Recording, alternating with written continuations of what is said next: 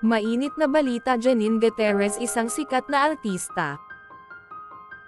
Inamin ang katotohanan na galit daw siya kay Kim Chu. O sabihin nating nagseselos kay Kim Chu.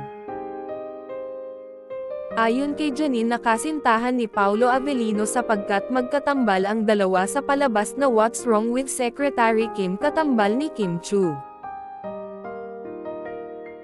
Pahayag ni Janine, "Totoo pong magkasintahan kami ni Paolo. At ayaw na aya ko pong may katambalan siya. Iba, hindi ko po kasi gusto ang galaw ni Kim, na para bang hindi ko maintindihan. May something. Kasi sa totoo lang ayaw ko po ng ganyan, para kasing may something sa dalawa."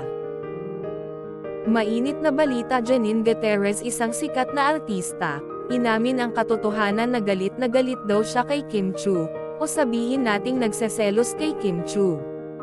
Ayon kay Janine, nakasintahan ni Paolo Avellino sapagkat magkatambal ang dalawa sa palabas na What's Wrong with Secretary Kim, katambal